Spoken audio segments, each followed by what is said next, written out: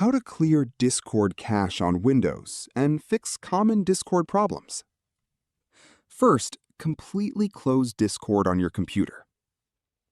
Now, click the Windows search bar and type %appdata%. Then press Enter. This will open the roaming folder. Find and open the Discord folder.